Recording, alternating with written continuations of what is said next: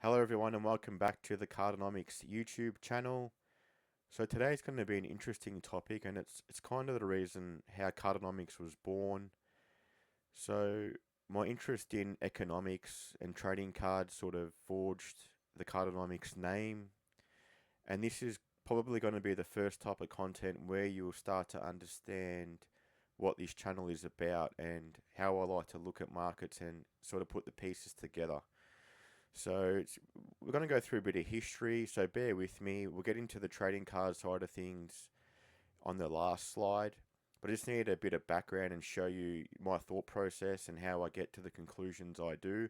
And it's just another tool you can use, on top of everything else I share, just to help us make better informed decisions and hopefully be more successful with the decisions we make or the outcomes of those decisions.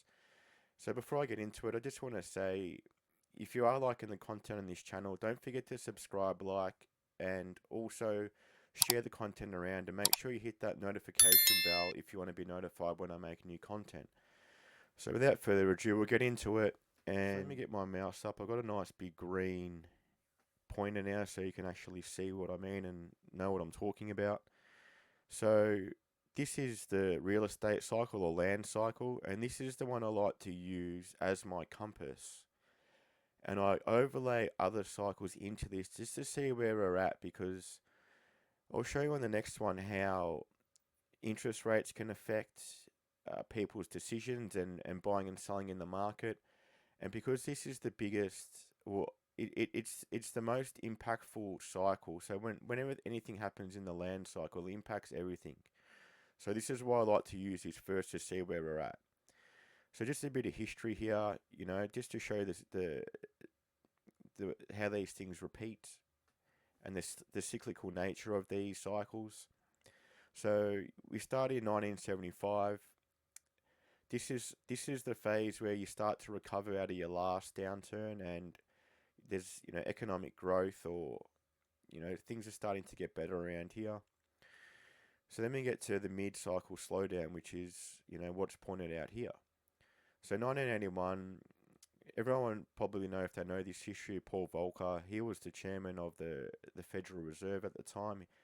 And similar to now, America was fighting some, heavy inflation, self-inflicted, but I'm not going to get into that.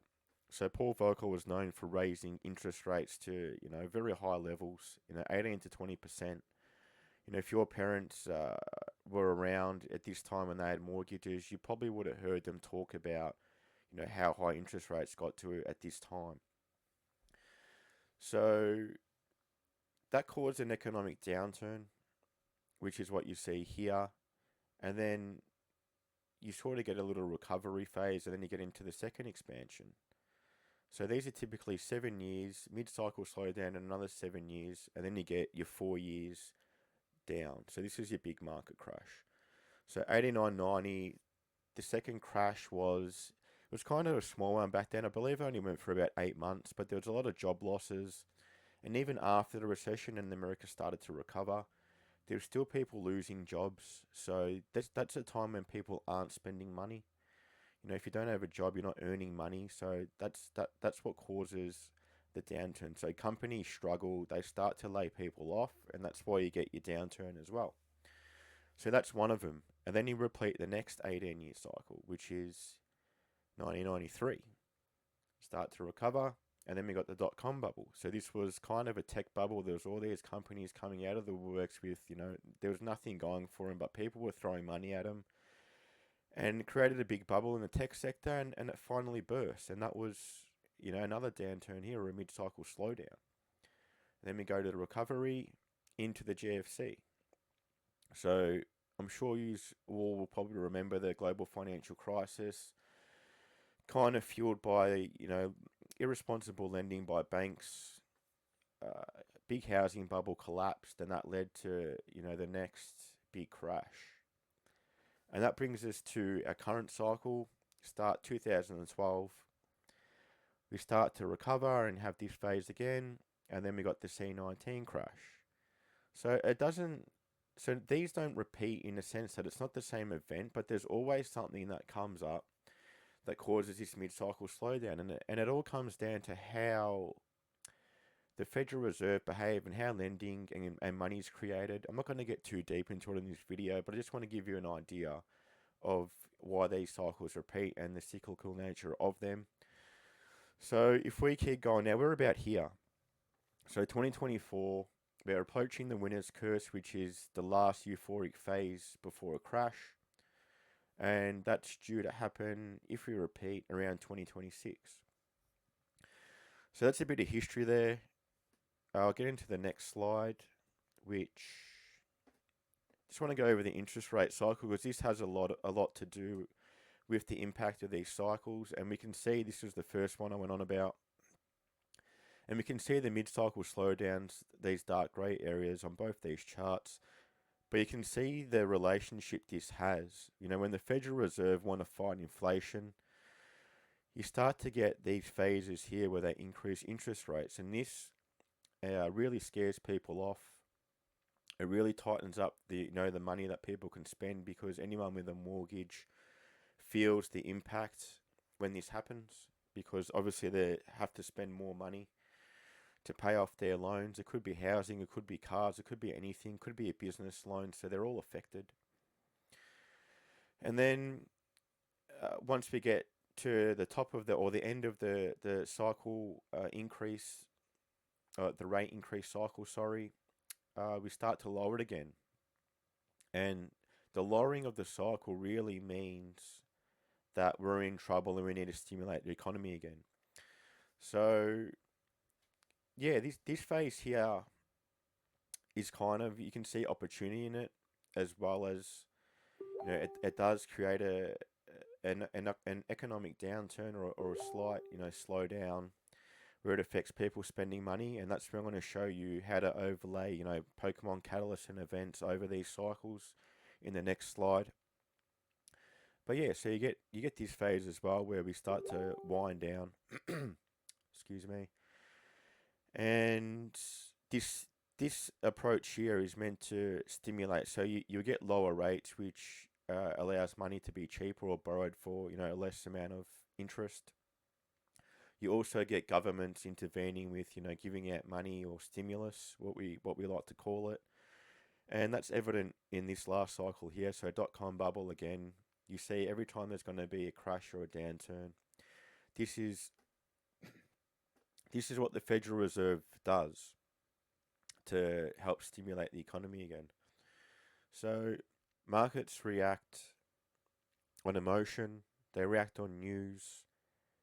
So this is why it's important. And again, this stuff prepares you for what can happen, and it helps us make better decisions with our own investing, or, if you want to buy something cheaper, this is a good guide to see, if there's a good time or bad times coming. So again, we see this same thing happen with the end of the GFC. So this phase here, things seem like they're getting better. So this prompts, the Federal Reserve to say, hey, we've helped you here. Money was cheap. Things, are easier to obtain for people because interest rates are lower and money is easier to borrow. It's going to increase people's capacity to borrow because interest rates are lower. And you also get wage increases, on top of this. So that, again, that increases capacity to borrow. But yeah, this is a cycle that tends to repeat, and you'll see the relationship with interest rates and these cycles, and they continue to repeat because of the nature of lending and what the Fed does when these sorts of things happen. So back to this current cycle now.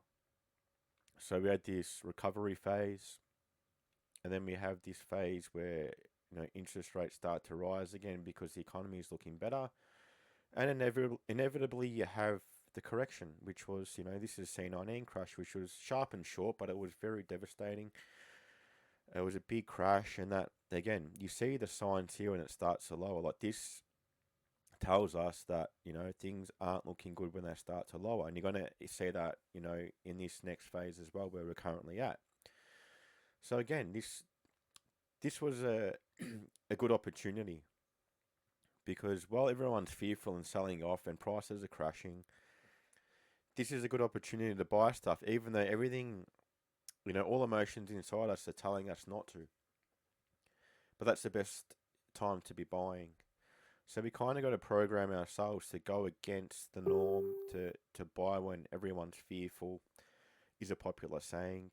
And that just takes time and practice. So after COVID happened, everyone knows we had that massive boom. And this was a perfect recipe, for things, especially risk on assets, which is what collectibles are, to have a very euphoric period.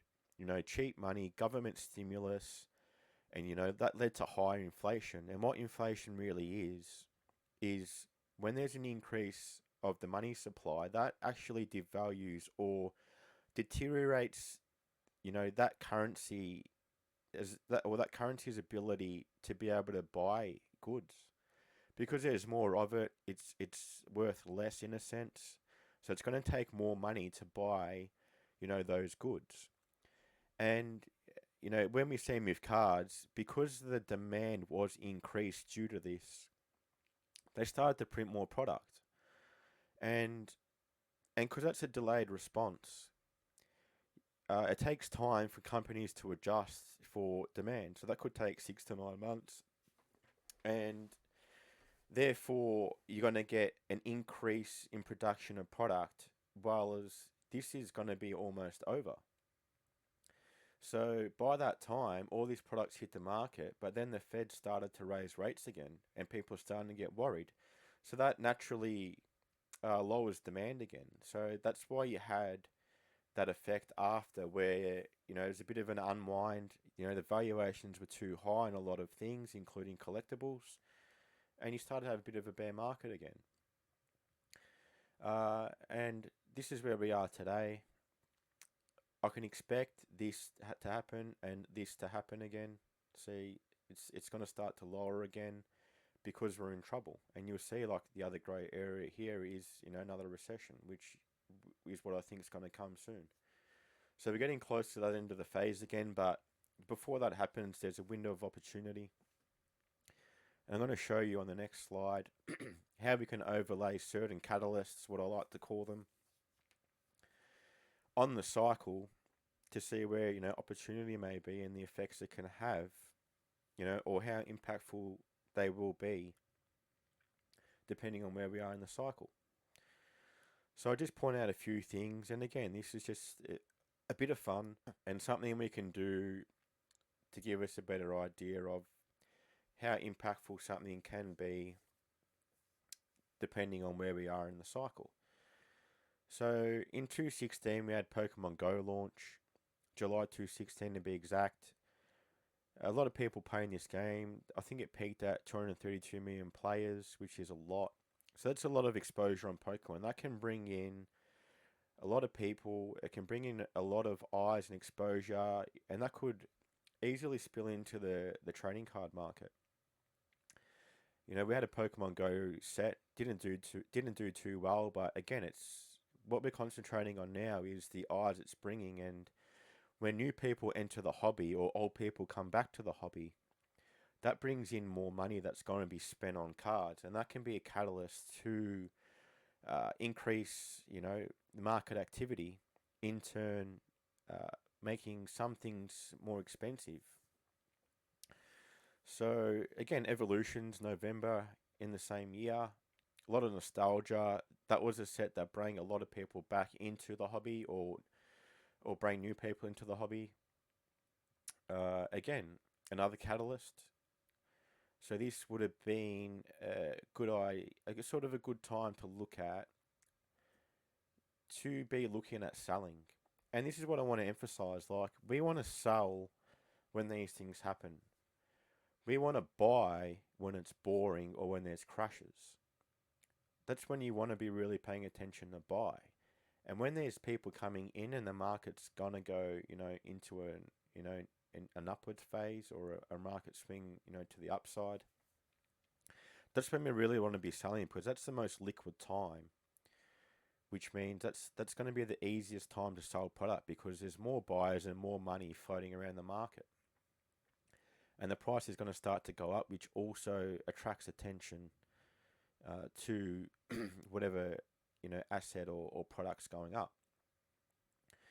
So again, we can only take advantage if we're holding things, if we're buying things through downturns, and we have the patience, to hold these products for that long, and have the foresight to know when to buy and when to sell, so we're not underwater and these things, actually profitable for us.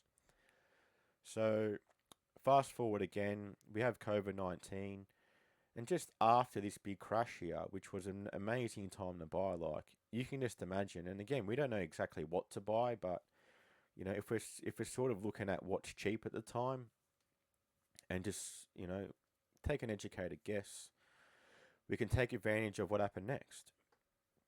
So enter Logan Paul, first edition box break, huge catalyst, 8.1 million views currently, and this really triggered a market frenzy. And I'm going to show you why. If this happened in another time, it wouldn't have been as effective, but because it happened in this time in the market cycle, we had an explosion of prices and activity in the Pokemon market. And that's because we're in this phase. The government was handing out money, inflation was increasing because of that.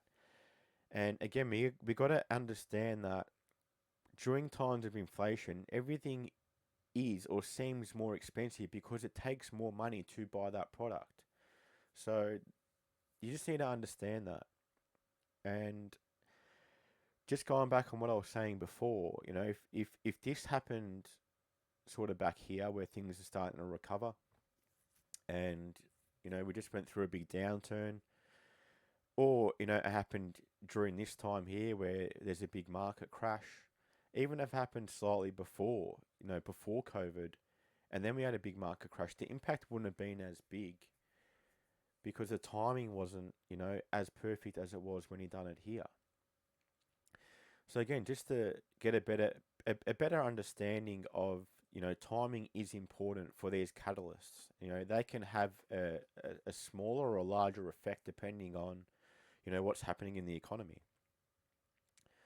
So let's fast forward to kind of a more recent event. We had, Scarlet and Violet 151 come out again, bringing a lot of people back to the hobby. Very similar to the Evolutions catalyst that happened here. And also Pokemon Pocket about to release in October this year, very soon, which is similar to the Pokemon Go. So very similar time in the market too before the mid-cycle slowdown is what's happening here. So we could get one last euphoric stage, and these catalysts here could help fuel that. And I'll explain why. So before a market crash, there is usually a euphoric stage where, risk on assets or even land continue to rise. And this is all fueled by cheap money again or government stimulus. So similar to what happened before. Even though there's going to be a lot of sort of news in the markets about how weak economies are, but that happened here. You're always going to get the doom and gloom, and you're never going to hear about what happens before that, which is, euphoria, and then people are going to start to forget about all the news that happened here. And you're going to start seeing headlines like, young couples or whoever it is, first home buyers, scared of missing out of the market because, land keeps continuing to go up, and, this is actually the worst time to buy, a house or land. But it feels like you're going to miss the boat, and you're going to see that in the media.